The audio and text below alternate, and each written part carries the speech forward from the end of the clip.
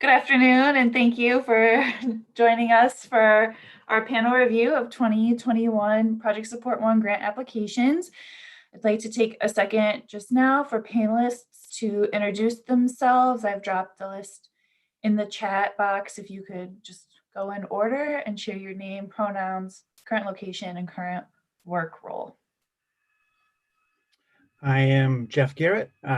He, him, his, and I am basically Flint, Michigan region. And my current work role is I'm a operational support program manager with the State of Michigan Council for Arts and Cultural Affairs.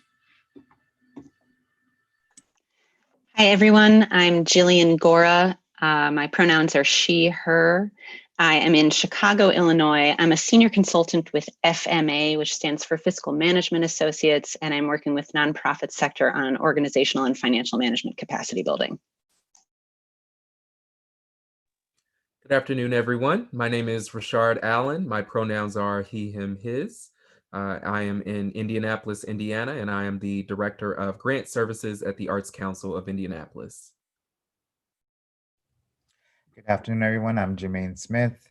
My pronouns are he or they, either one is fine. I'm currently in Philadelphia, Pennsylvania, and I'm the Senior Manager of Mission Nurture and Community Life at Project Home.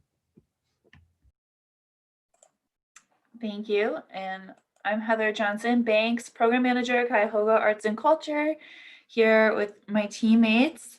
And again, thank you all for joining us today. Just a couple notes before we begin our review. The panel chair, which this afternoon will be me, will announce each applicant organization and present an overview of the application and project. The panel chair will then call upon the lead reader to provide an assessment of the application, budget, and support materials against CAC's funding criteria. Each application has been reviewed by 3 panelists and will have a different lead reader. The panel chair then will open up for discussion for the full panel deliberation by adding, supporting, or disputing comments about the application that were not presented by the lead reader. After the panel has presented all information on the application, the panel chair will ask panelists to submit their scores, which are then tabulated by CAC staff. We'll repeat this process for each application. After all applications have been reviewed and scored by the panel, the chair will adjourn the discussion and scoring portion of review. We have allotted 5 to 6 minutes for each application, with 1 minute at the beginning for the staff introduction. When 1 minute remains with the allotted time, the background of the second chair will turn red. I also want to share ways that you can engage in the process. At the request of a panelist. If a panelist has a yes or no question for an applicant that is clarifying to the material submitted in the application, staff can provide this question to the applicant via email, and the representative from that organization will have an opportunity to provide a yes or no response via email. The response must be received prior to the conclusion of the panel's proceedings to be read into the record by the panel chair. This is not an opportunity to provide additional information, only to clarify what has been submitted in the application. If an applicant believes that a panelist has presented incorrect information regarding their application, they can complete an information correction form, which is available on our website and within the audience guide. A staff member will deliver the form to the panel chair to determine if the correction is objective in nature. If it is, the panel chair will read the correction to the panel for the public.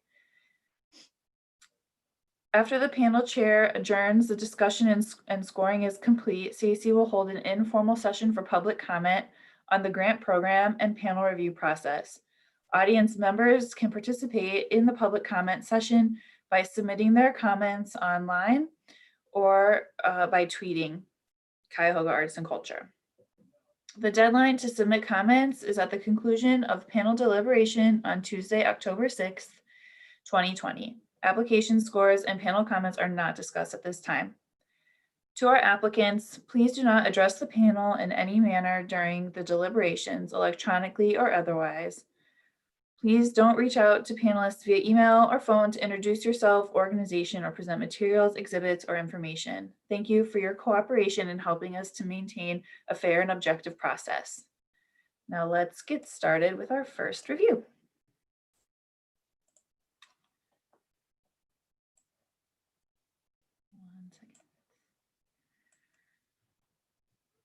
Our first application of the afternoon is number 14 in the order of review, Leda Lee. Leda Lee was formed in 2009 and received their nonprofit status in 2013. Their mission is to inspire, uplift, educate, and expand audiences for early music through world-class performances and free community programming, as well as through tours, recordings, and broadcasts.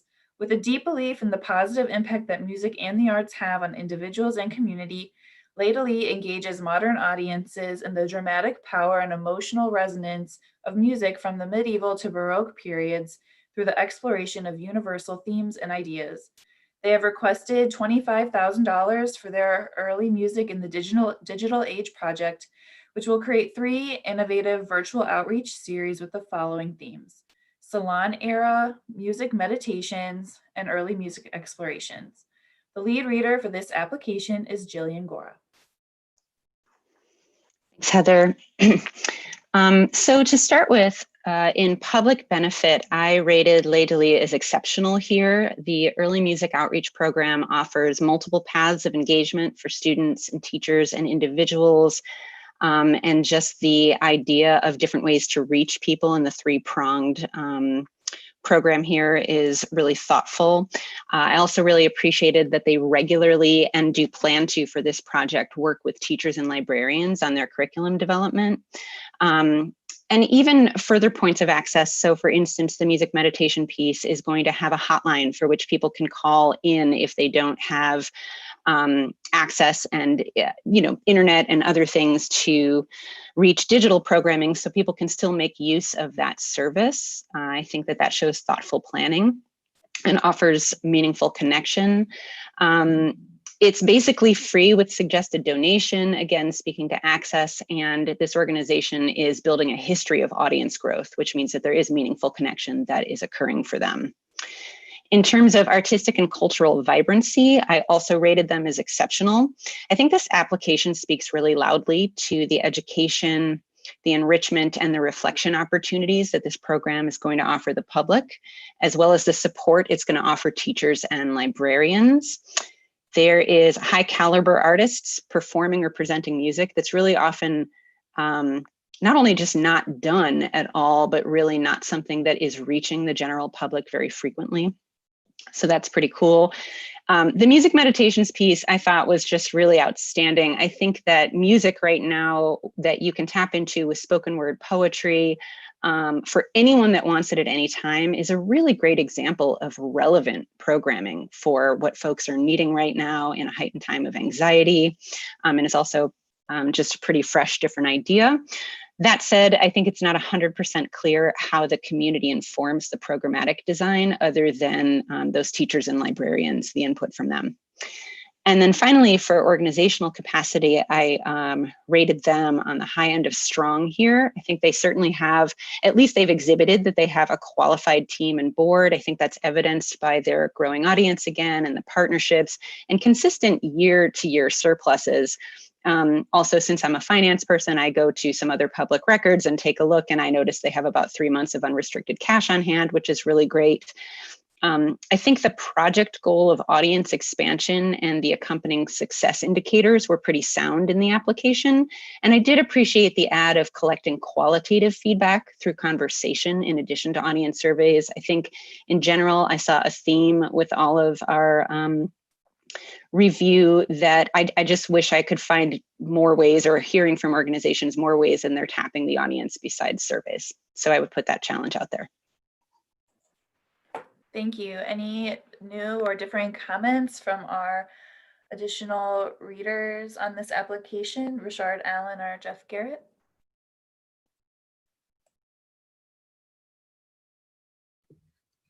I would only additionally add to Jillian's comments, which I mostly agree with, that in the section of public benefit, I just wanted to recognize the organization for its intention to work with woman and minority-owned video production and lighting companies as we think about making financial investments in those businesses and helping them to grow their reach in the community. I think that's a significant benefit for those individuals. So I wanted to make sure that that was recognized for the record and applaud the organization for being intentional about that.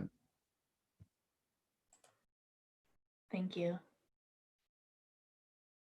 If there are no other comments, you can go ahead and submit your scores.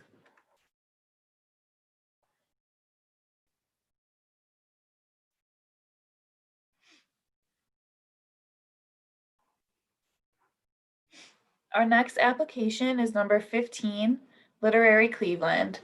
Literary Cleveland was formed in 2015 and today serves more than 600 members and 3,000 individuals annually through their work. Literary Cleveland is a community of writers committed to bringing people into the world of words by providing educational writing opportunities at all levels, promoting new and existing literature of the highest quality, and advancing Northeast Ohio as a vital center of diverse voices and visions. They have requested $17,000 for their Cleveland Incubator 2021 project, which is a multi-day writing conference and literary arts festival for emerging and experienced Cleveland writers. The lead reader for this application is Jermaine Smith. Hi, so thinking about Literary Cleveland's Incubator 2021 program, I rated for public benefit. I honestly was going back and forth between good and strong and decided on strong, but there are some things I do want to point out about this. So I think it's absolutely wonderful that the Incubator program serves so many people in Cleveland, Northeast Ohio through free programming. I want to note that in the application, it says Lit Cleveland is an accessible, broad-based literacy organization. And I just want to take a moment to encourage the folks at Lit Cleveland to really dive into accessibility. I love that programming is free, but free does not equal accessible across the board, especially in this time when we're doing virtual programming.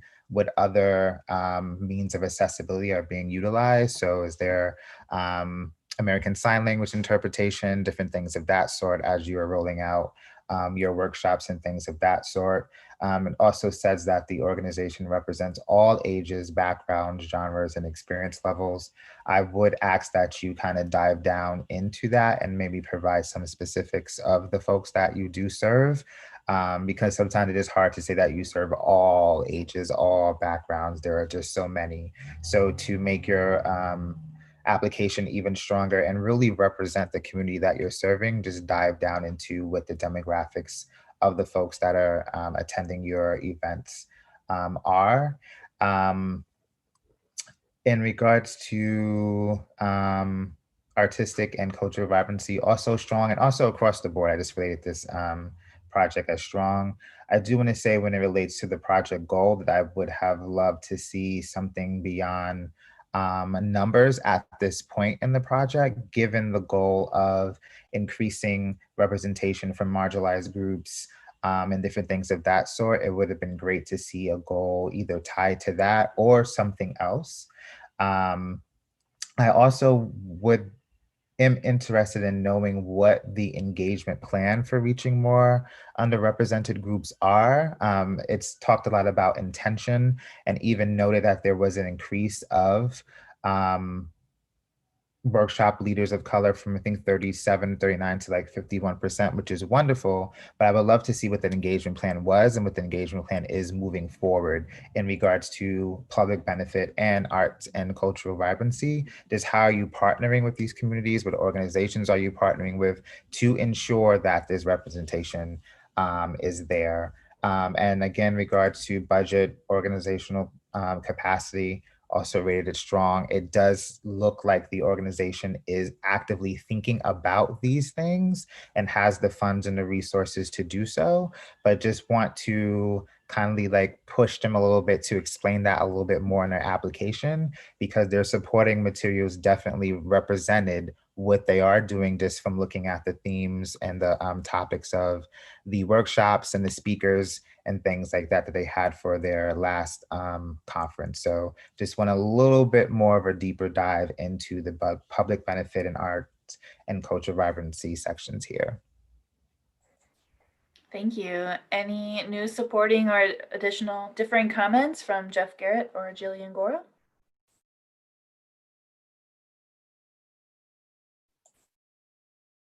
Okay, great. You can go ahead and submit the scores for this application.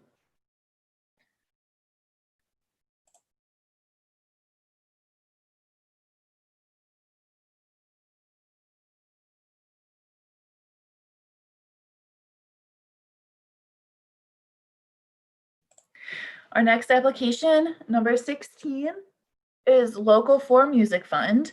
Local 4 Music Fund was formed in 1974. Their mission is to promote and foster the knowledge, appreciation, understanding, and enjoyment of live music performances in Cleveland and the surrounding regions. Local 4 Music Fund serves approximately 20,000 people of all ages and from all walks of life on an annual basis. Since 2015, they have administered over $500,000 in performances and education programming, all of which were free and open to the public. They have requested $20,638 for their project called Tuning In, which is a 22 performance virtual concert series featuring regional chamber and small ensembles. The lead reader for this application is Jillian Gora. Thanks. So I rated this organization as good in terms of public benefit. I really dig their repositioning of a labor union as an instrument of community service in general. I think that that's really cool outlook. Providing free programming is actually in their mission, which is a service in itself. And I like that they address safety for the artists and an eventual live audience when they're allowed to have one in their project planning. I thought that they had a really great note about increased levels of communication from audience members during COVID. For example, like in their live stream comments, the emails they were getting, phone calls. So just this kind of reference to increased engagement, but then no detail around it. And I kind of felt I was really hungry for more detail with all of this application. They kind of teased some neat engagement details like the most insightful dialogue they've ever had, or the use of longstanding partnerships in determining engagement strategies, and a sentence around a humbling crash course in what the community wants, but no detail around that. I realize character limits are a thing and it's tough, but gosh, I would have liked just so much more information around the how than the what, or what the impact was, I suppose. For artistic and cultural vibrancy, I rated them as strong. Here in this instance, local artists are going to be used to expose the community to various talent and perspectives. Their virtual delivery plans might expose new people to chamber and ensemble music, which is really neat. And again, here, I just wish I had a little bit more from them in terms of the community conversation and reflection potential that could come of this and how they'll use this work to evolve. And then in organizational capacity, I also rated them as strong.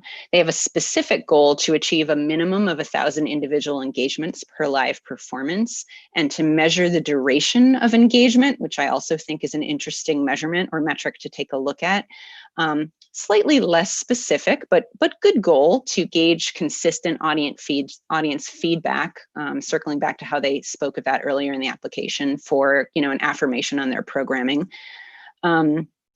They have a break-even project budget, and I will say this around any organization that has a project budget that balances, or any kind of budget that balances to zero. I'm always a little suspect of that. And wondering if enough work is being done in detail there, or really what are the outside influences that may mean that this particular project is going to come to exactly zero. I do think that this organization has pretty solid financials, and they're building a history of success. And that this project is scalable should contracts not come in or funding not come in. Thank you. Any additional comments on this application from Jermaine Smith or Richard Allen? I will add that I had a somewhat different reaction to some of the things that Jillian referred to in the organizational capacity section. One of which was related to the revenue that was reported in the organization's SMU report, which doesn't list any earned income, which just, I don't know if perhaps there are membership dues that are included, and maybe that's what's a part of the other contributions line. But as I think about having a diverse income streams, that it's really important to find some area or opportunity to make some earned income, just as we think about sustainability. And then my other comment, which is I suppose more of a question, is that the organization's board of directors was mostly or all musicians, which, if it is following in line with the labor union model, that's probably appropriate and necessary given the organization's bylaws. But if that's not the case, I do think there's always a good opportunity to get some different perspective represented on the board, just given fundraising and opportunities to expand, and even having legal or marketing or more finance or something like that. But again, also recognize that if this organization is operating within that labor union model, that it may only be appropriate for them to have musicians on the board, and that would make perfect sense. But I did want to add those two thoughts as it relates to organizational capacity. Thank you. I building off of what Gillian said as far as the desire to know more, it caused me to rate public benefit as fair, as well as artistic and cultural vibrancy, because I just kind of was left at the end of like reading through this application just wanting more. I wasn't really clear on what was learned, and that would have made the difference for me. If you had these kind of groundbreaking moments, these humbling moments, I would have loved to see what those were and then how you were going to use that to better your programming. And I did not see that in this application, and so it made me rate it as fair. Thank you. If there are no other comments, we can go ahead and submit scores for this application.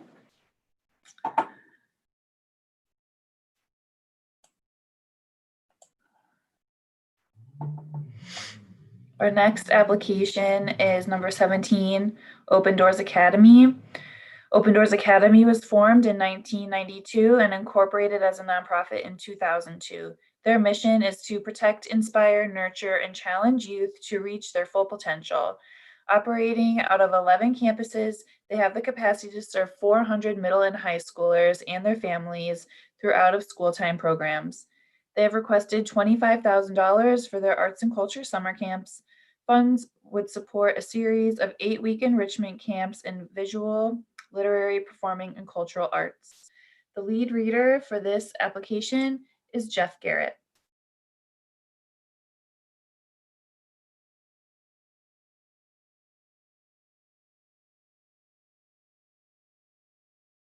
Jeff, you're muted. Sorry. Man, I made it through the first 4 without doing that. Great. Okay, that's the first time. Don't worry. There'll be 2 or 3 more times. Okay, so Open Doors Inc., serving both the student and the family, from what I gather from reading through the org history and some of the other entries. So there's a fee for the first participant, and then it kind of goes off after that down to an additional fee for each student with a cap at $125. I don't, correct me if I'm wrong, panel, but I'm not sure if I really saw anything about free for the participation, but for the events, yeah. So appreciated the demographic statistics and evident that the org is aware of whom it serves as well as who it could serve. The feedback informs the org's programming. It promotes the well-being of the student, scholar, and family. Although there was a statement about that some of the effect of most scholars lack resources and support systems to fully support academic needs. And so this could maybe be explained or detailed a little bit better or different. And that the summer programming complements their ongoing studies in school throughout the year. So the public benefit comes in at strong on that one. Artistic and cultural vibrancies come in again at strong, with students engaging in project-based experiential learning and skill building. The organization and programming are rooted in research and curriculum. I think it's grown through the years and grown to be quite large. Collaborations with arts and cultural professionals from Cleveland provide unique educational experiences in the arts for students. and they solicit requests for proposals from both staff and their community partners.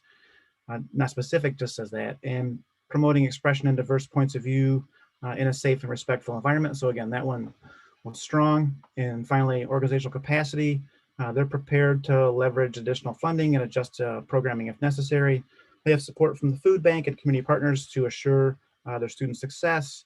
They have great supporting material uploads. I like the fact that they labeled what I was looking at, so it wasn't just a bunch of pictures of kids doing stuff. So that's always important for applicants. And the project description states that they're prepared to pivot. They work with the community partners to develop their curriculum as well. The staff are trained and professional, and from what you can see, well qualified. I found the financials favorable, and overall, this was a well-written application and defined project. Org capacity came in at exceptional for myself, and I do feel that they're going to meet their goal of students increasing exposure to the arts and tapping their own creative potential and exploring areas of interest and discovering career paths in the arts. Thank you. Any additional comments from Jillian or Jermaine? Yeah, just two comments since you brought it up. There is a sentence that does say that they do offer scholarships to those who need it, although there's not really any detail there provided around, data around how much scholarships are going out or what they're doing there. I do also want to point out that I thought it was really cool that they have an RFP process from staff and the community to come up with exactly what the camps will be. And it gives community partners an opportunity to think about like, okay, what can we do for kids? How can we bring what we do for the community as a PD experience for kids, which I thought was super cool. I will say I wrote this down around this application, but kind of felt this way in general for those, folks that are listening. Again, when you have an opportunity to just talk about how you're going to tap your audience to get feedback and use it, I just feel like I really want to know much more about what you're going to do with that information or how that information impacts your programming rather than just how you're listening. It's really more about what you're doing with the information you're taking. So I put that out there as well. Thank you. Seconding everything just said, and wanted to highlight that I also really love that there was an RFP for internal staff and community partners. That's just something I know that regardless of if you're working directly with a program or not, sometimes you would like to be involved. And I think that's an awesome way for folks to be able to do so. Thank you. If there are no other comments, you can go ahead and submit scores for this application.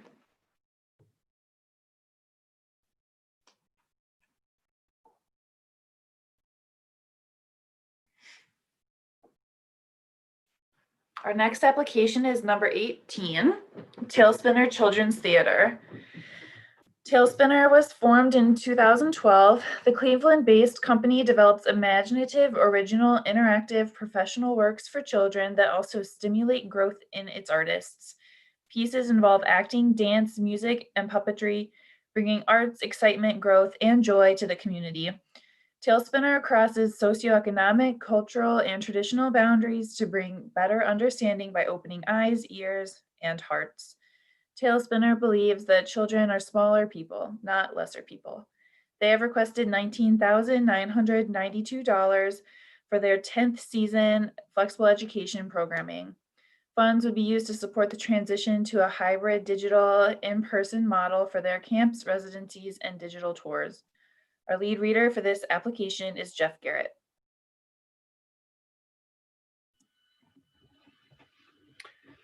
So Tailspinner Children's Theater, serving students through a sliding fee structure.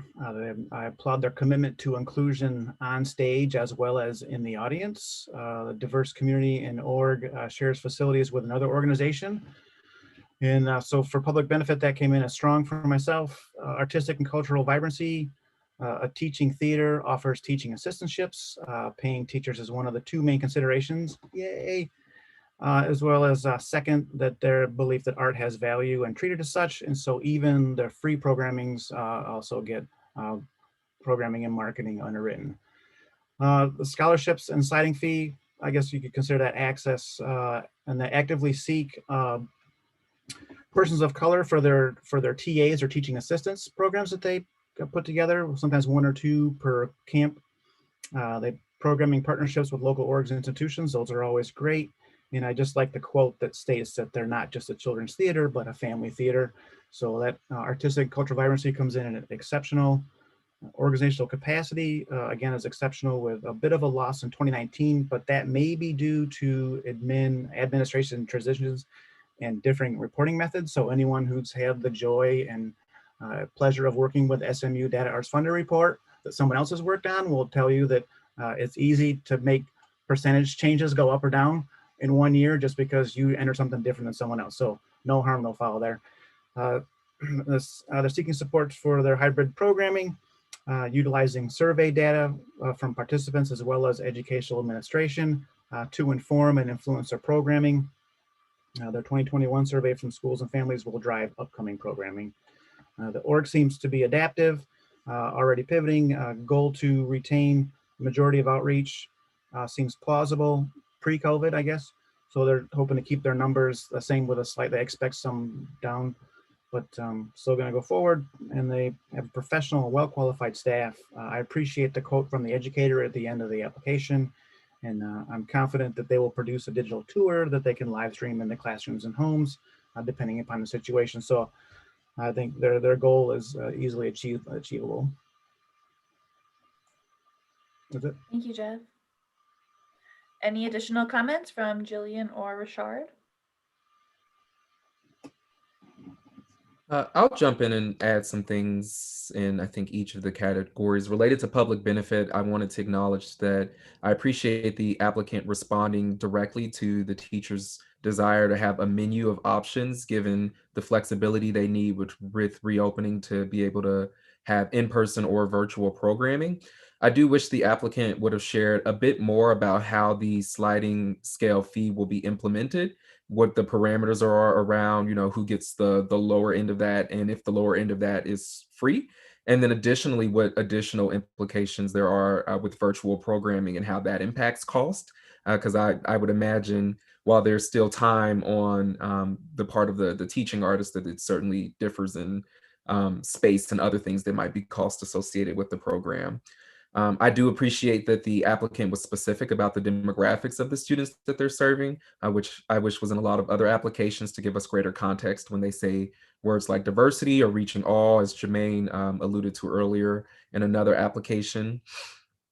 I do wish that the applicant related to artistic and cultural vibrancy just provide a little bit more context about the types of programs that they're bringing to classrooms. It seemed like they mentioned them in passing most times, like for instance, the Bali puppets and stuff. And so I just wish there was just a little bit more specificity about like what the content of these programs are that are reaching students. And then lastly, as it relates to organizational capacity, I would encourage the applicant, they mentioned in their response about how they would support the program if funding was not received from CAC to seek a corporate sponsor. And I think that that's a good idea, regardless of if the funds are received or not, and would encourage the applicant, given capacity, to do that in either scenario. And then I also just wanted to note that the board of directors does lean very artistic. So again, as a comment with one of the earlier applications, it would probably help to have some diversity and perspective on the board. And I also think that this would help with the board contributions line because those board donations are pretty low right now at about 2,000. And I think there is an opportunity for growth there.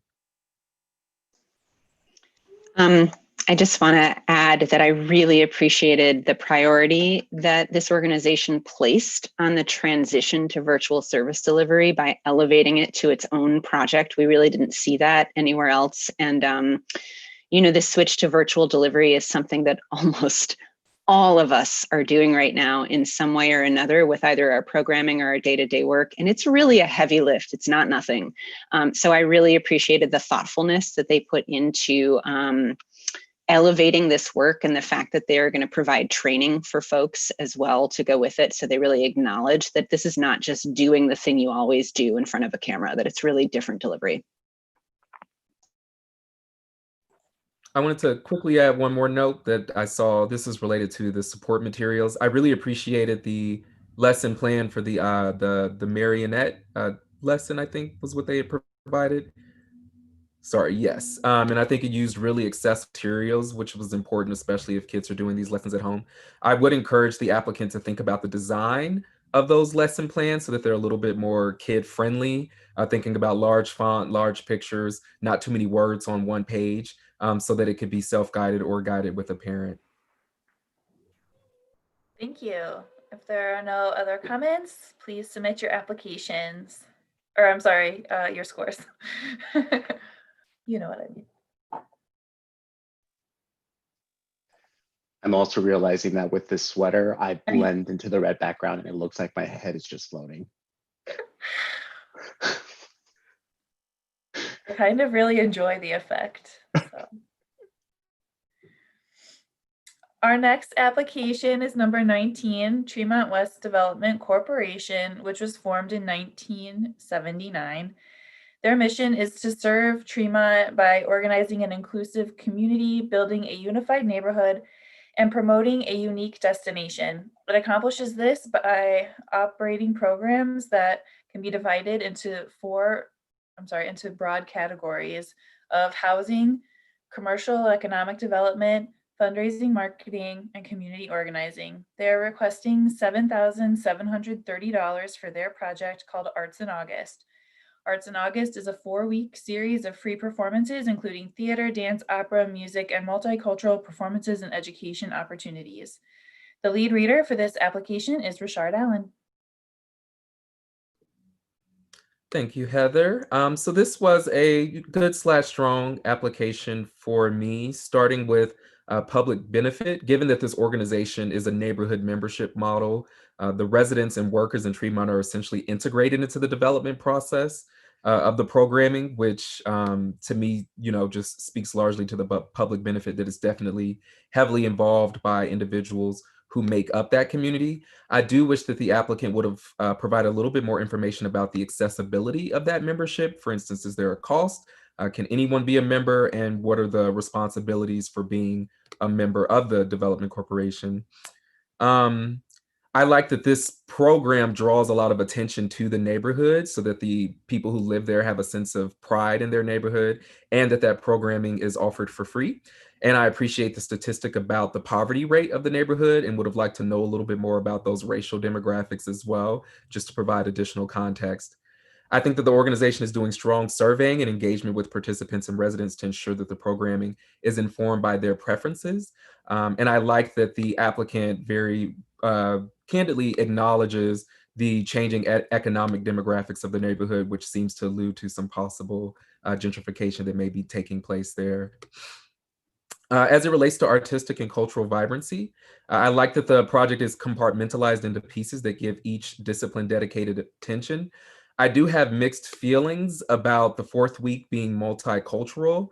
While in some ways it's nice to put a spotlight on minority communities, at the same time it feels like that programming should be integrated into all 4 weeks rather than it having its own dedicated week, to say that this is important to us all 4 weeks and for all of the groups that we're booking with. It creates less of an us versus them kind of or interaction between these different opportunities for people to engage with the programs. The question about artistic vibrancy for me focused a bit too much on the credentials of the artistic director and less on how the community is inspired through the programming. So what I would encourage the applicant to rethink that response a little bit. The artistic staff seems to somewhat be lacking in racial diversity, but represents multiple artistic disciplines and brings very strong artistic backgrounds to the work, which I wanted to acknowledge. And I love how in the program that was provided in the supporting materials, that each of the organizations that they're working with are very boldly spotlighted in the program so that it's really about them and the work that they're doing. So I appreciate that the applicant was very intentional about that. As it relates to organizational capacity, they have sound fiscal management of their arts projects, which is good.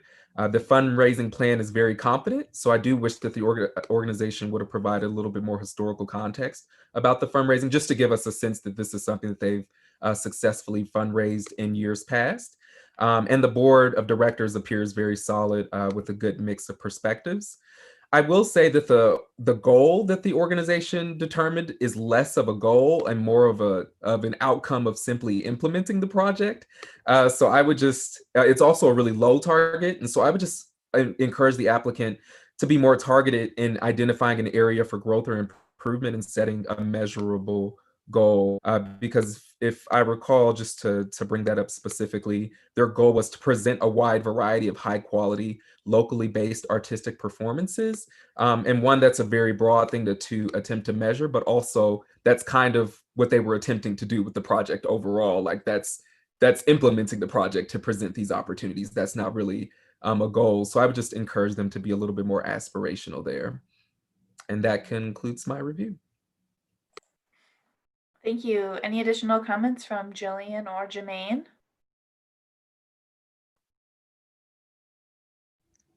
Just want to second what Rashard said about the project goal, as I think it's something just for other projects to think about as well. And also this application referenced a lot about surveying the audience and different folks. And so it would have been nice to also see either results of their surveys or learn more about the process and how they use those survey results to inform their work. Thank you. There's nothing else. You can go ahead and submit the scores.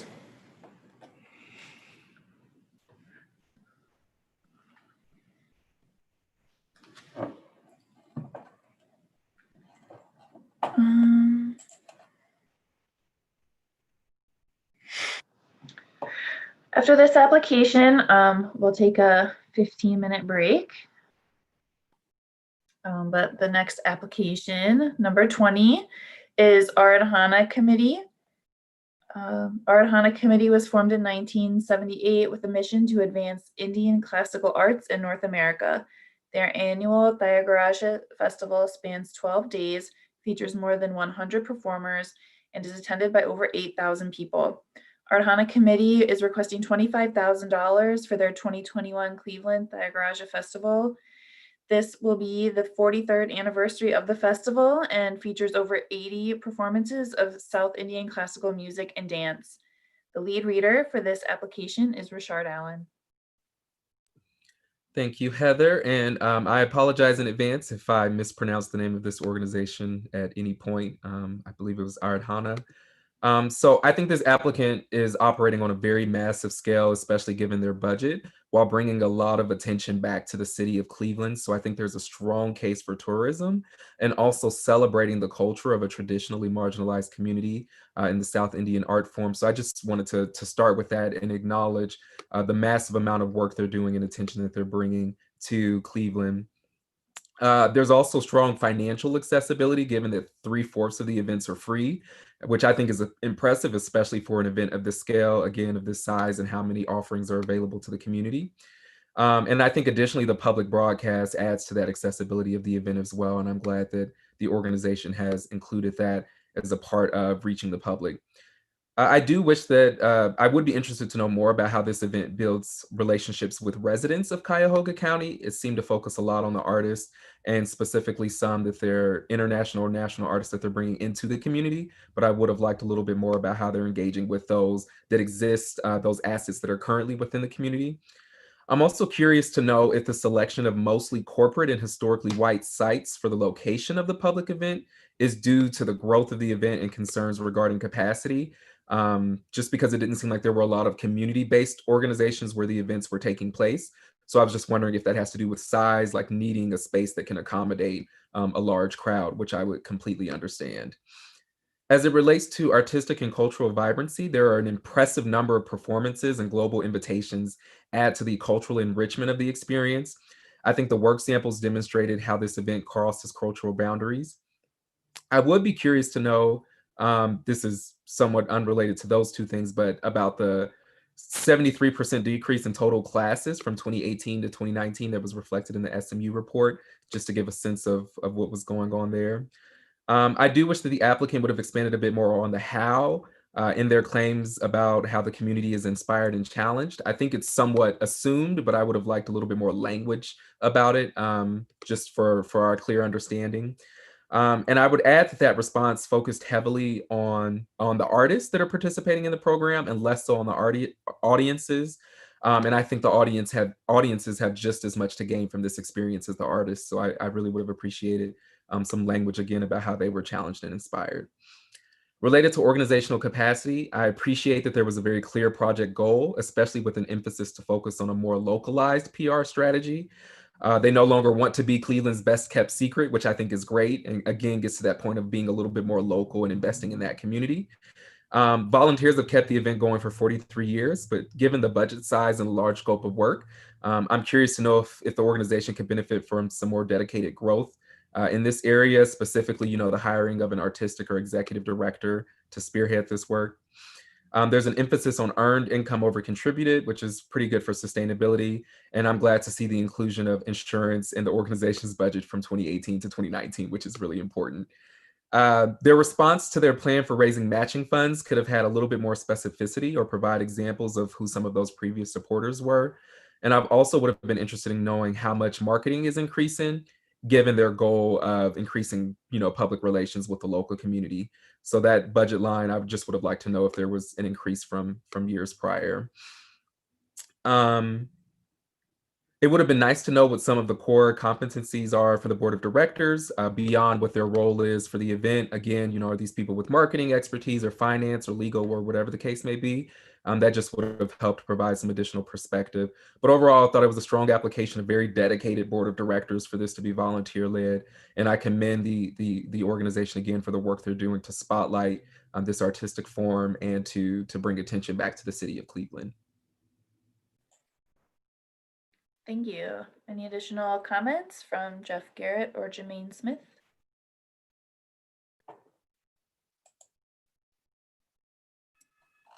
Just applaud them on a lot of volunteers to do a lot of work. That is nice. Mhm. I just want to make note, because I think this comes up sometimes when we see volunteer-led organizations. When I read this application, the same thought came to mind as like at the budget size, they could benefit from an artistic director or something like that. At the same time, didn't want to dictate what might be a cultural decision to be volunteer led. And so want to make space for organizations that are applying that if this is something that represents your community culture, your ethnicity, kind of like whatever that is, then also to possibly highlight that in your application, because it will be something that is considered sometimes by folks that, it's just a whole bunch of volunteers. How are they maintaining this? But if this is a community decision, I think it's important to put that in there so we can understand and also just appreciate the fact that for this number of years, it was an intentional decision to keep this volunteer led. Thank you. There are no other comments. We can go ahead and submit scores.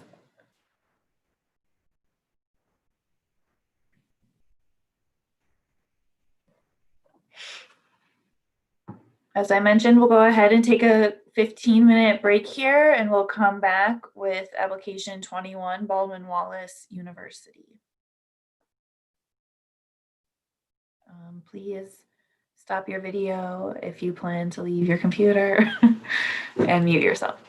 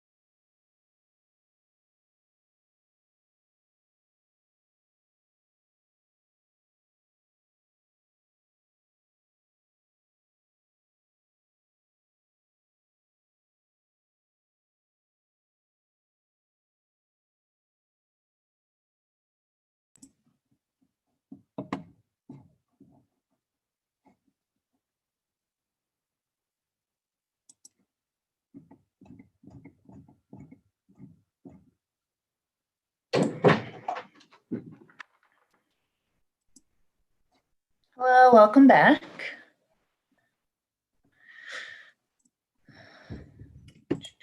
Okay.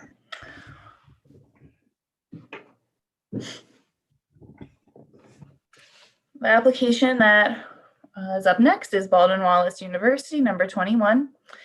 Baldwin-Wallace was formed in 1845 with a mission to be an academic community committed to the liberal arts and sciences as the foundation for lifelong learning.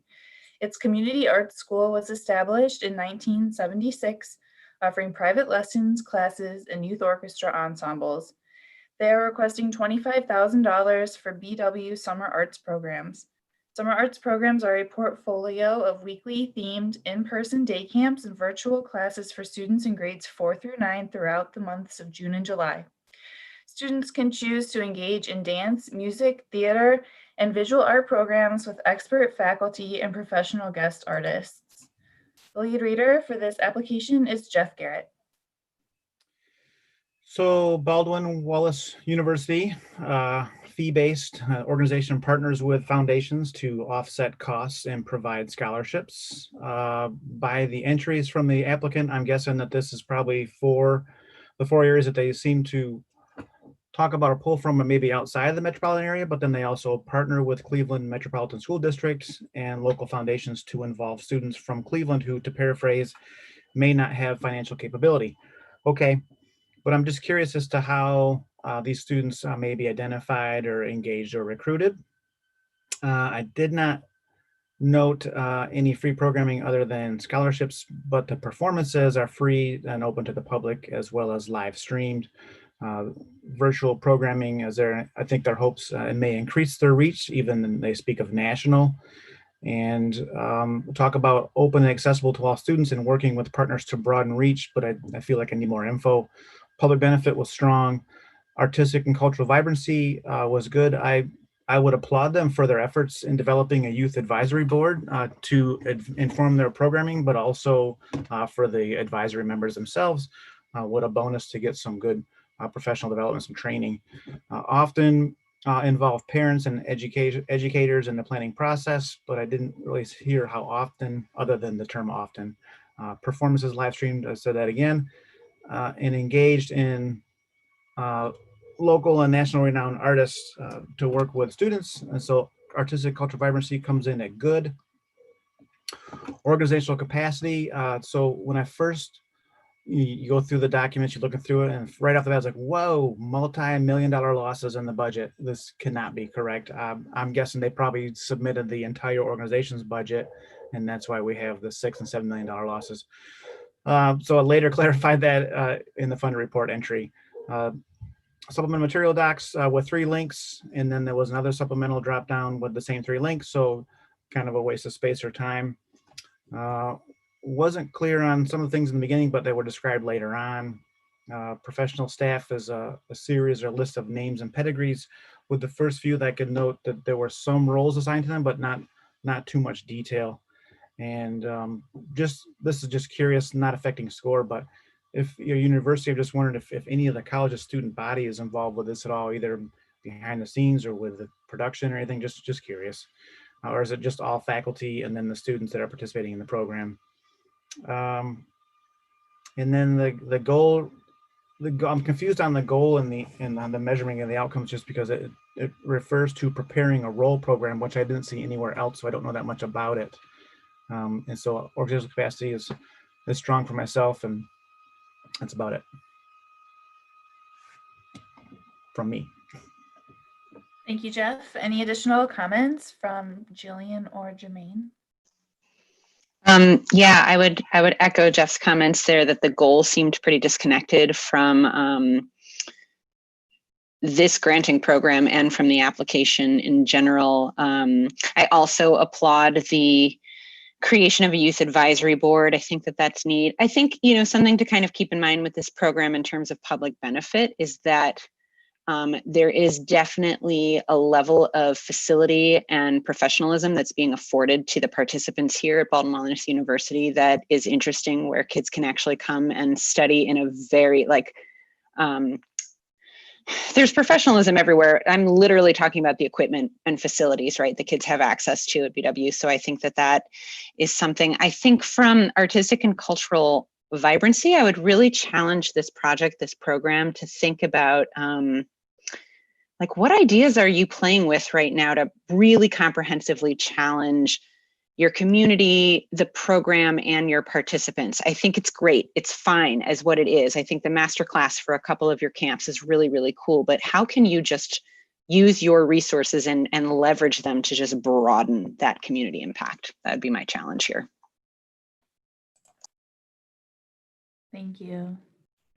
Jermaine, any additional comments? No, actually, I think everything I want to say has been said. So Great. Well, then we can go ahead and submit scores for this application.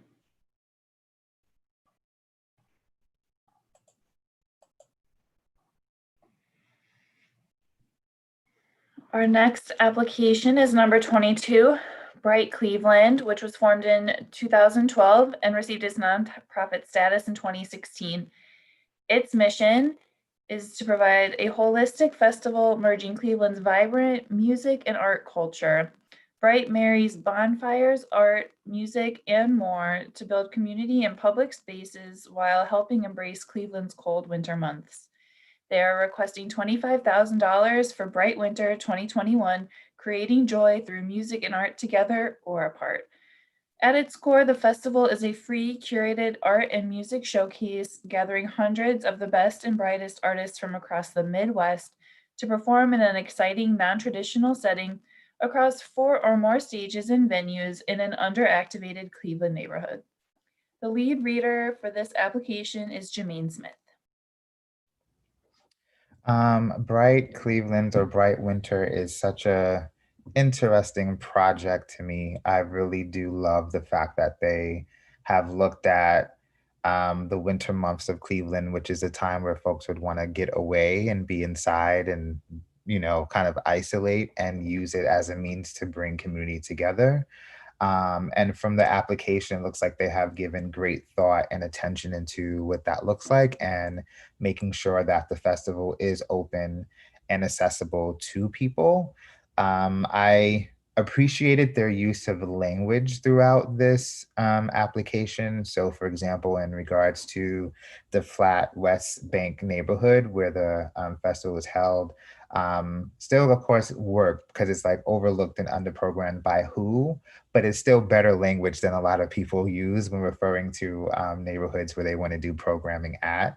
But again, the interrogation is overlooked and underprogrammed by who. I think that would take just this project and language to another level. I do appreciate that they said the festival was built with community and not just for it. And they were able to lay out ways in which that was done. So engaging participants in the early planning stages, having 50 diverse community members to provide feedback on music submission. I really like that. Their increased focus on improving physical accessibility for folks who are differently abled or have, you know, some barriers to mobility. The event is free to increase accessibility. So again, they weren't relying on the freeness of the organization to say it's accessible, but I see that they have been really thinking through what accessibility means. And so appreciate that in regards to public benefit. Also love that they hired 3 music liaisons to increase diversity and to find new talent in folks. Again, all of the volunteers appreciated their goal of the project, which is to find at least 6 new partners and looking towards minority and women leaders in neighborhoods. New to them, appreciated that as something because again, it's not a new neighborhood, it's new to them. So again, it just seems like a project and a group of folks who are really interrogating all of these issues in regards to accessibility and power and privilege and all the things. And so I rated public benefit as exceptional, did so with artistic and cultural vibrancy. Again, just due to their the ways in which they're engaging different members of the community and have these different groups of folks helping to curate the festival, I think is great. And then for organizational capacity, also rated that exceptional. Just due again to the fact that they have so many folks really thinking these things through. And finances, looking through finances, things seem to be fine there. And so again, just rated it exceptional across the board. Thank you. Any additional comments from Richard Allen or Jeff Garrett? Just to echo their concerted efforts in accessibility and mobility throughout their event and events. And then also their encouraging artistic and culturally diverse groups to apply and participate. Good stuff. I would only add and applaud the organization specifically for the stats that they provided throughout the application related to, 60% of the bands were new. They talked about the age, the number of hours spent at the festival, the 60% of festival attendees donating, even though, again, this is free, so they're donating, as pay what you want, essentially. So I just appreciated that the applicant provided all of that additional perspective to let us know, to somewhat have some hard figures for what engagement looks like for the attendees to the program. And really quickly, also want to note the fact that the festival is the subject of the new music course at Baldwin Wallace University, who we just talked about a programming of theirs. So it would be interesting to see how learnings from that course can actually be used towards Baldwin Wallace's own programming in regards to the conversation we just had about that project. Thank you. If there are no additional comments, then we can go ahead and submit scores for this application.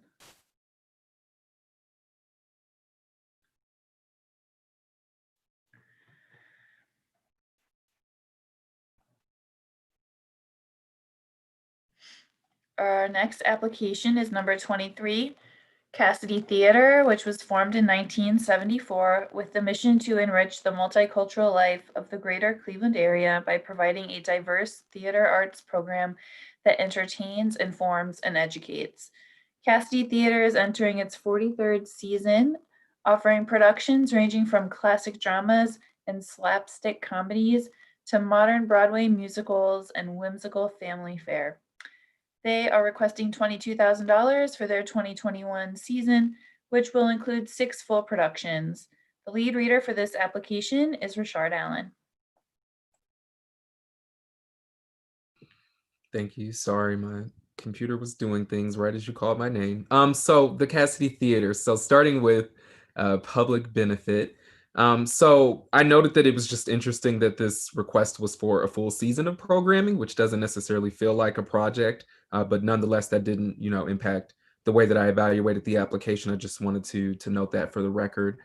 I think it's interesting that the performers are volunteers rather than paid actors, given that they use a fee-based model with ticketing. But again, I also applaud community theaters for their space in the community and giving people who may not be pursuing careers necessarily in theater an opportunity to participate and have that fulfilling experience in addition to whatever other things that they may be doing in their day-to-day lives. And so sort of like a strength and an opportunity there as well. I would have liked to know a little bit more about the formality of the feedback process. The applicant mentioned that they get feedback from their attendees, but I wasn't immediately clear on what that mechanism looks like for gaining feedback from their audiences. And I also wish they would have shared a little bit more about the characteristics of the Parma Heights community, but I do appreciate that they shared related to their audiences that it leans a bit older because that provides context for us in understanding the goal that they provided, especially.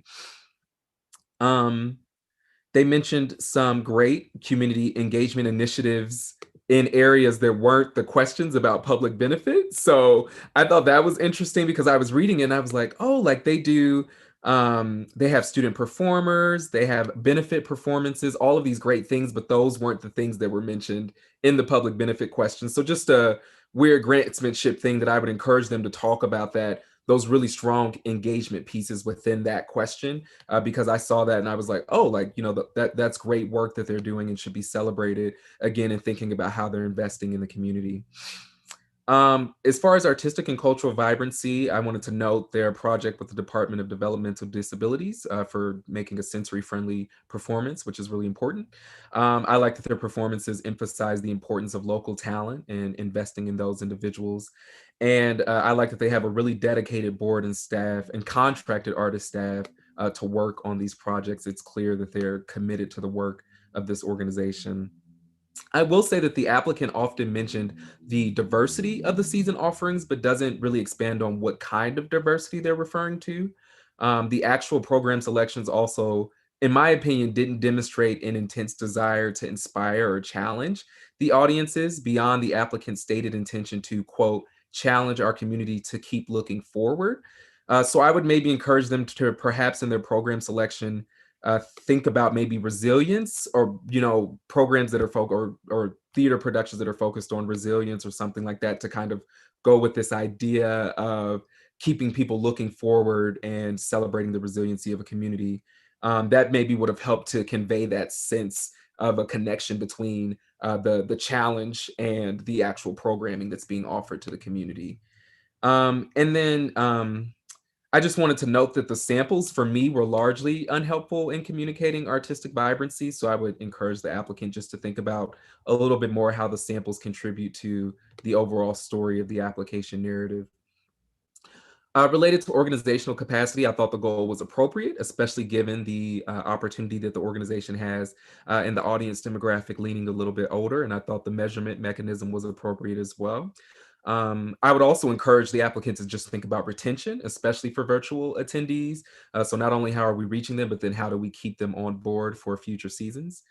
I think the board size is appropriate with a good mix of expertise, but noticeably missing an arts-focused board member. So that might be something good to include within the board mix. Their strong earned revenue could see some growth and contributed, but also not surprised by the lack of contributed income, given that the organization is mostly volunteer-led. And then again, this is another one, and I want to be sensitive to Jermaine's point earlier about, you know, cultural sensitivities and everything, but it does seem like this organization is another that could benefit from a formal artistic director in the planning, especially as we look at growth in the contributed income sections of the budget. And with that, I was just a little bit curious to know more about how involved the contracted director and choreographer are in the actual program selection process for the season, because it seemed a little bit unclear about who's sort of setting the overall artistic vision for the organization over the course of a season. So that concludes my evaluation. Thank you. Any additional comments from Jillian or Jeff? Just two quick things. One, at the end, I kind of got the sense that there's, in some sense, there's not too much concrete at the moment, including production staff, just due to the situation that everyone's in right now. So there's still some stuff in the air, but I'm still confident that they're going to do great stuff. And then just wanted to do a big thumbs up for a sensory-friendly performance. Yay! Yeah, I'll just add, I will say, you know, Richard mentioned right away their positioning of their season as the project. And while I think that's different, something I didn't talk about in my history is that I was the managing director of a theater company for over a decade here in Chicago. And I kind of like that jumped out at me as something that was interesting and like way to go for kind of doing that, because your season is actually a massive project and it's really difficult, I found in my experience, to get it underwritten. It's something people say a lot, like get a sponsor to underwrite your season. It's really challenging. So I kind of appreciated that they did that. I also appreciated that they really seem to embrace their older audience and highlight that, where I also think in theater companies, you see a lot of folks positioning that as something they need to change, which they do. They mentioned that they want to go younger in their audience, but I also really just got some joy from the fact that they were like, yep, this is who we serve. And this is how, you know, those folks get access to our service. I think also kind of riffing off something Richard said about programming, I have a suspicion that there is a lot of joy that is provided to their audience by what I saw were I'm going to say really traditional titles, and I would just certainly encourage them to, kind of be thinking around lifting up voices and perspectives that are also just less frequently heard from in their programming, and would love to hear how they might want to do that. They touched on it in their project goal, that was a desire, but didn't really go into it. Thank you. If there are no other comments, we can go ahead and submit scores for this application. And just a reminder, all of the applications being reviewed have been vetted by program managers to ensure that they meet our standards of a project and arts and culture. But certainly appreciate the positioning and questions the panelists are bringing up and highlighting. Our next application is number 24 in our order of review, the Chagrin Documentary Film Festival, also known as Fever Dreams Productions, which was founded in 2010. Its mission is to educate audiences, empower emerging filmmakers, and enhance the creative economy in Northeast Ohio. The 5-day juried festival is a celebration of the art of documentary film, showcasing approximately 90 regional, national, and international documentary films. In 2019, the festival drew more than 13,000 attendees and has consistently been included in Movie Maker magazine's list of top 50 film fests worth the entry fee. They have requested $25,000 for the 11th annual Chagrin Documentary Film Festival, and the lead reader for this application is Jeff Garrett.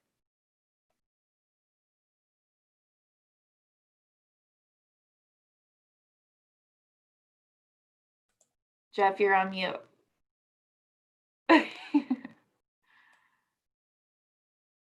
Wayne, I just finished up too. I don't know if I can do that again. Alrighty. Thank you. Film Festival in and around Chagrin Falls area is an interactive platform to highlight storytellers from the world. A tough time to be a film festival, dependent upon people getting together and sitting next to each other and viewing films. But they have taken it to the virtual realm and have plans down the road as well, if necessary. It's fee-based with many of the events free. I think the majority of them are free, but for $10 you can get a ticket. So I think that's doable. The application refers to 2020 films to be shown a few times. It talks about 2020 dates, and it talks about some other 2020 stuff. So I wasn't sure if this was last year's application that was recycled for this year, or it was just hit the 0 instead of the 1. So not, I'm not going to mark down on that, but I can say for public benefit, I still found it exceptional. There's an obvious economic impact on the community, and obviously a lot of support and buy-in from them as well through partnerships and just their willingness and excitement to host this event. The documentary format is relevant and can bring people together. So that was exceptional. Artistic and cultural vibrancy comes in at strong. Films from local as well as around the globe, like 36 countries. Continual request feedback and input from those that are participating. Culturally and diverse subject matter highlighted by films could equate into enrichment. And films and stories can also provoke empathy from others. It's founded to give voice to filmmakers, with films selected to generate interest and creative thinking. And so I was like, well, who does that? And then the next couple lines are selected by 20-person committee who chooses these films. And then, and so the idea is just to connect audiences with diverse filmmakers as well as content. So again, that was strong. And finally, organizational capacity. CSC funds are for equipment. I was just curious if it was for rental or purchase. I guess it doesn't really matter either way, but I'm always just curious. Not for or against any score, doesn't hurt you. Left number 3, opportunity to further explain the project budget was blank. It's okay to put even one line in there, usually just something. And the same thing with the SMU Data Arts Funded Report entry was left blank too, there where you could add more stuff on there. There's always something to say. So, but again, not a plus or a minus on the score. Supporting material doc was for 3 links, and then the 3 links were optional elsewhere. So it was just they just double did it just to make sure that we were getting those links. 4 staff plus seasonal staff and 200 volunteers make this happen. Herding cats, good luck with that. And one of the top 50 film fests worth the ticket price, so that's a little feather in their cap, of course. I do feel confident, strongly, that they're easily going to bring their connectivity to the audience virtually if they have to. That's their goal. That's it. Thank you. Any additional comments from Jillian or Jermaine? Yeah, Jeff, I'm with you that the appointed committee is great. The jurors are great for this. I would have liked just a sentence around like how that committee is appointed and how the jurors are selected, just to get a little more information there. And then I think that they had a really great goal to, I'm paraphrasing here, but create opportunities for the audience to further connect with the festival, maybe with each other in our new virtual world order. And I just was a little bit curious about how they would know, like, what is the measure that's going to tell you that you're ready to add an event? I think they wanted to do a minimum of so many events and they might over exceed that, but like, what is that choice point? How will you know to add events with your metrics? Thank you. Jermaine, anything to add here before we submit scores? I was thinking if I had anything to add. I think I went back and forth between rating public benefit good or strong. But after listening to my fellow panelists, I think I'm going to land on strong, just because, again, what the project is accomplishing in regards to making available all of these documentary films, which is in of itself like a genre of film that I think isn't necessarily highlighted a lot, specifically in film festivals and things of that sort. So. Thank you. We can go ahead and submit scores for this application, and we have 2 to go before we wrap up for the day.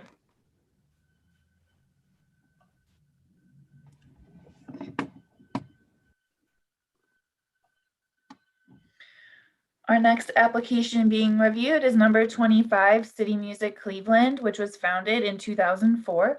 Its mission is to develop audiences and build communities through the arts by presenting the finest quality performances of classical repertoire, eliminating the twin barriers of high ticket prices and unfamiliar venues, working with neighborhood leaders to enrich the cultural offerings of their community.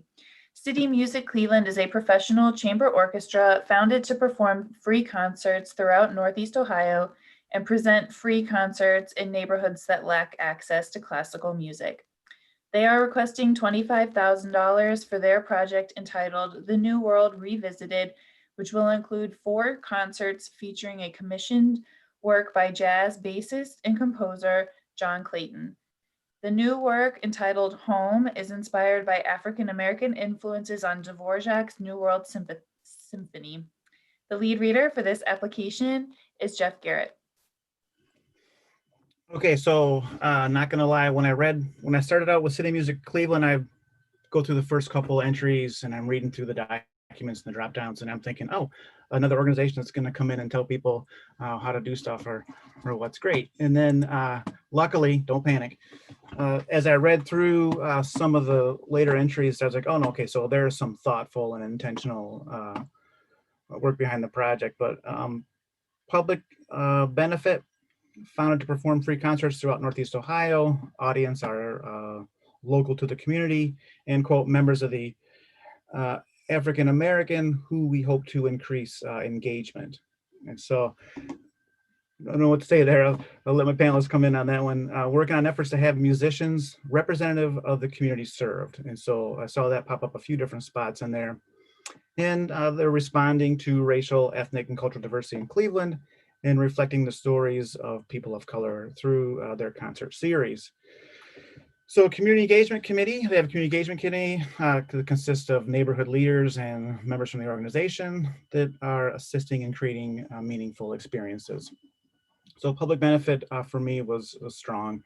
Artistic and cultural vibrancy, again, to quote, forging relationships, fostering community arts involvement, offering programs. And so they're commissioning a new work and plan to restage a canceled project. And so the project illuminates African-American influences on classical music, specifically to Dvorak, or is it Dvorak? Dvorak. And the centerpiece project is a commission of jazz bassist and composer John Clayton to write new works, or commissioned to write these works, how African-American influences on his work and the New World Symphony. So it's seeking to expand music beyond Eurocentric roots to include diversity that has influenced, and seeking program choices and musicians to amplify voices of the community served and represent them in classical music. So artistic and cultural vibrancy, strong. And then organizational history states free concerts in neighborhoods that lack access to classical music. Maybe on the line there, I'm pretty sure that there's classical music and there's definitely access. So that could be restated.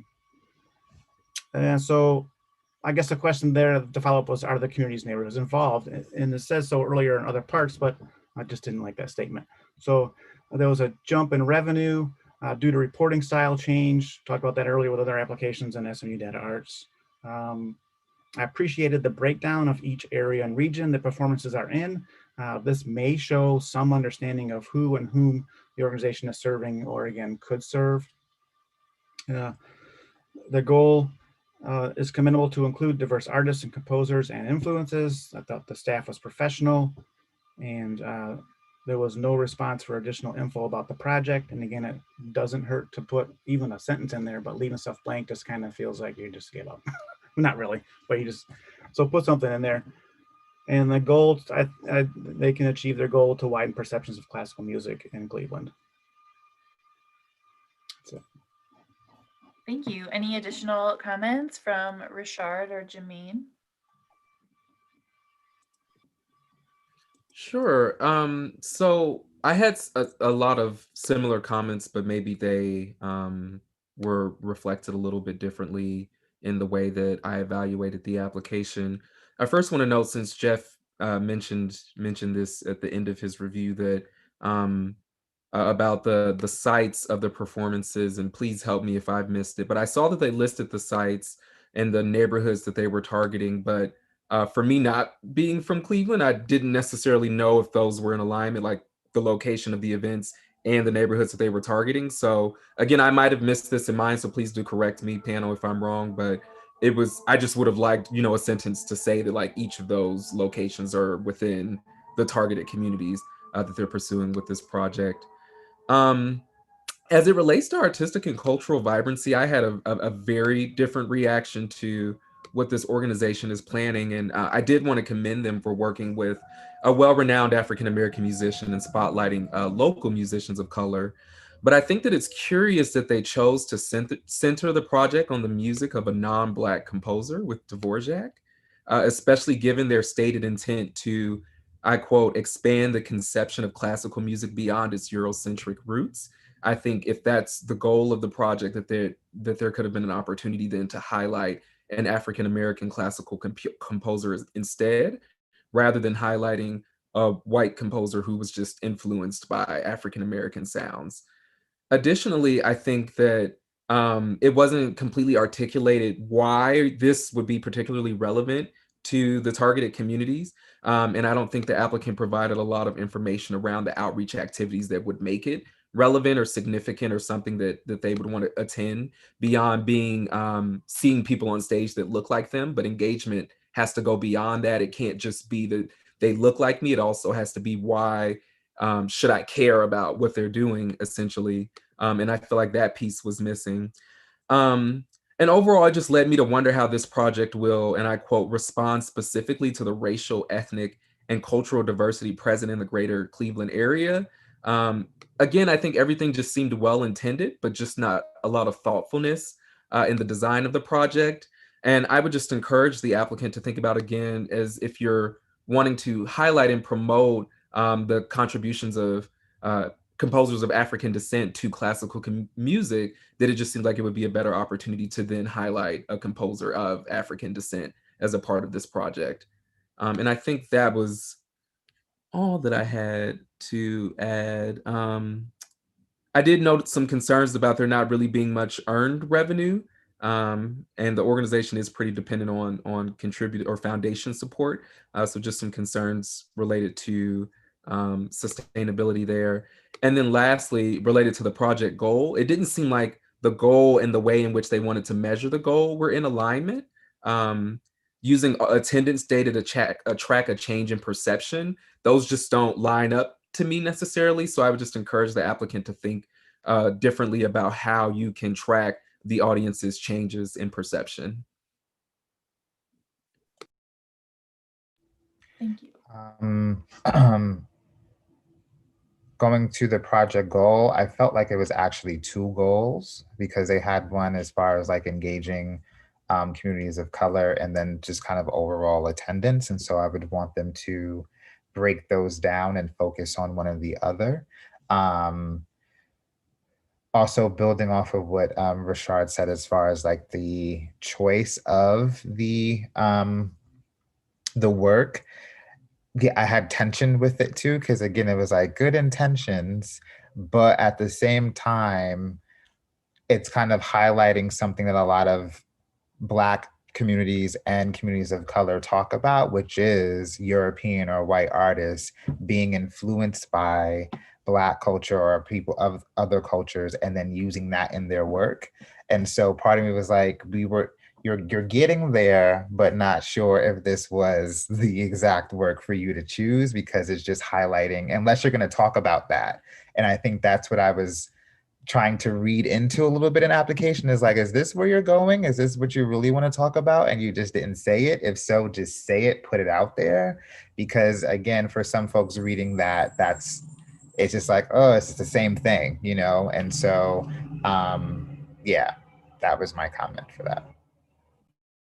And Jermaine, to that point, there's even an opportunity, I think, as we think about how the project can challenge and inspire people to, if it is going to be centered around this work by Dvorak, to take that opportunity to talk about the history of appropriation in music and how we're taking elements of other cultures without properly acknowledging it. Then there's this dialogue that you can engage with the community where you may not still necessarily be, you know, promoting it, my most ideal personal ideal, which is to promote a composer of African descent, but at least you're creating this conversation around the development of music over time and how cultures have, with or without permission, been co-opted and taken pieces and elements of their culture into their music or whatever other art forms that they're creating. And so should you receive funding from the Cuyahoga Arts and Culture, I would encourage you to think about how you can center some conversations around that with this project, because there's certainly an opportunity there. Thank you. If there are no additional comments, we can go ahead and submit scores for this application as we move to our last application for day one.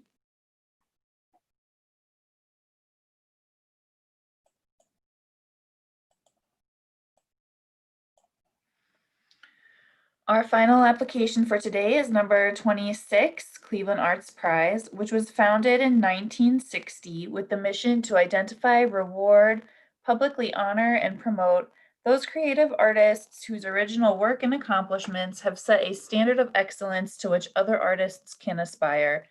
To recognize the contribution of individuals and organizations that have expanded the community's participation in the arts and helped make the region a more hospitable to creative artistic expression. They have celebrated the contributions of more than 350 artists, cultural leaders, and organizations since their founding.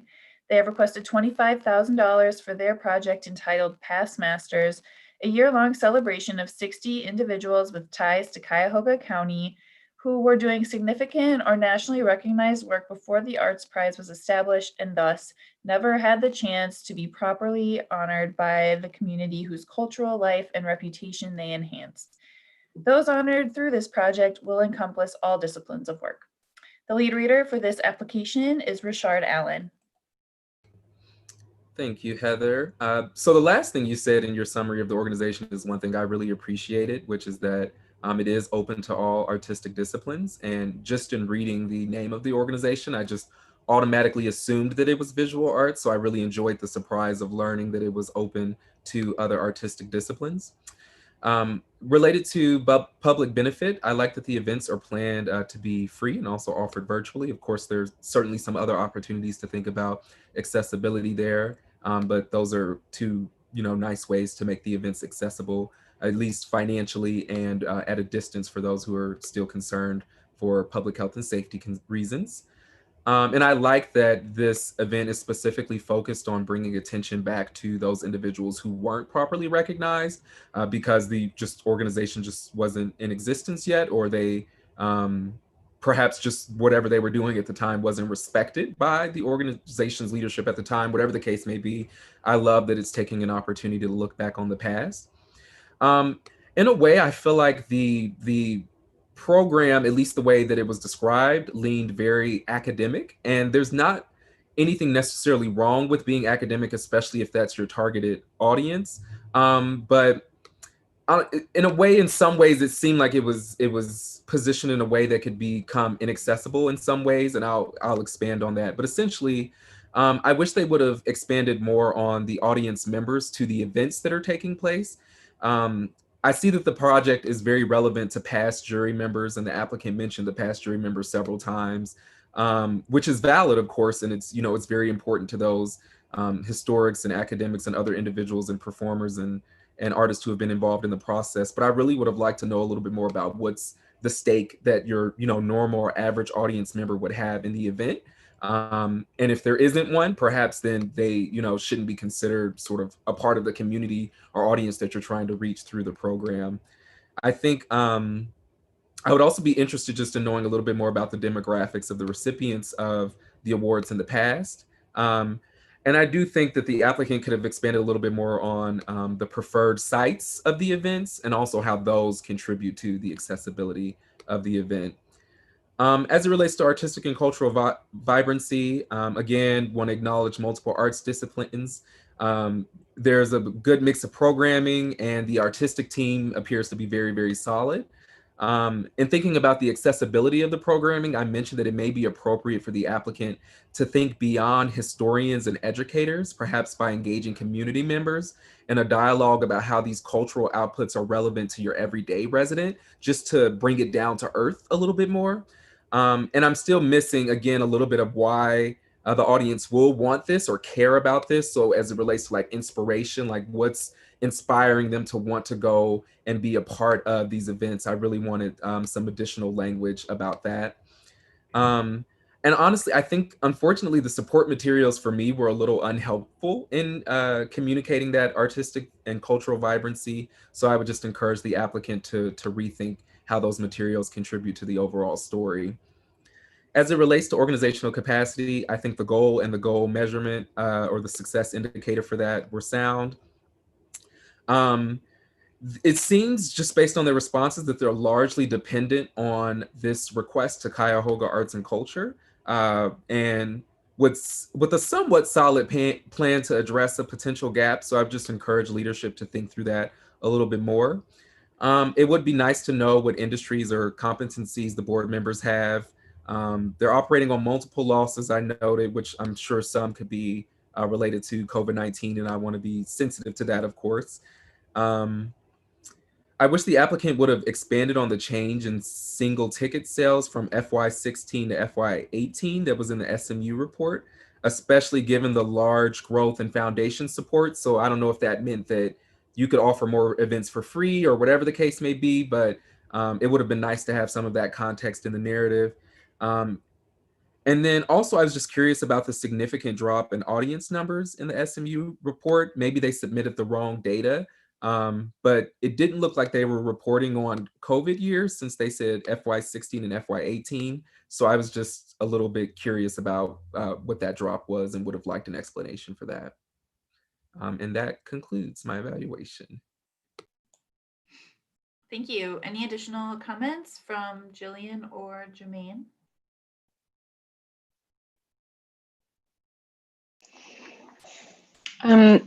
Yeah, I really agree with Richard's assessment. I think, from public benefit, I think that they were There were a lot of broad mentions of resident engagement and outreach, things like that. Like, for instance, like the areas and the people, you know, traditionally less engaged is who we're going to reach out to in direct mail. But I would have liked a little more specifics there. And would just really like to understand, how is the community being involved other than witnessing the Arts Prize? Like, obviously the Arts Prize is going to a member of the community, which is great. And like, the artistic community is in fact very important, but then the broader community, do they have a say in who receives the prize or how they're celebrated? So that was a question for me. For me, I thought about two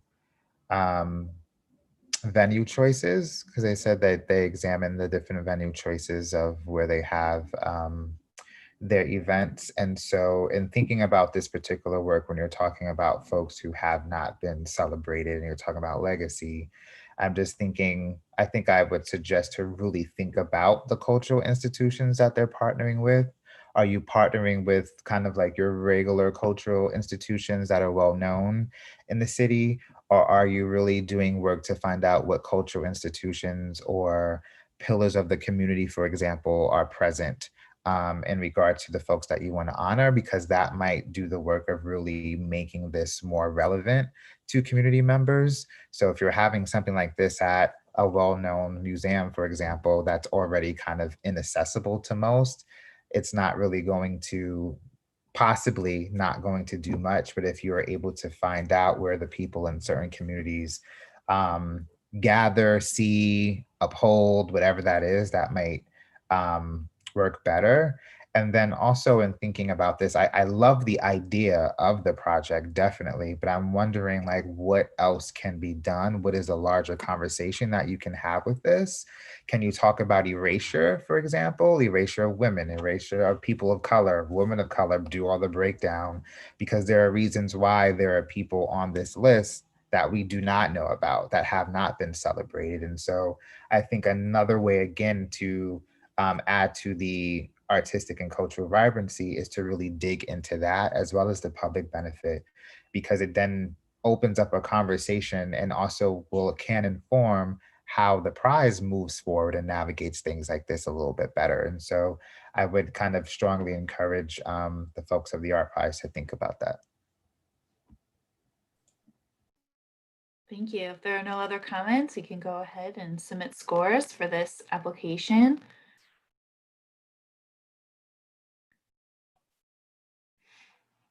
In the conclusion of this review, we'll close our panel for today, day one, and we reconvene tomorrow at 9:30.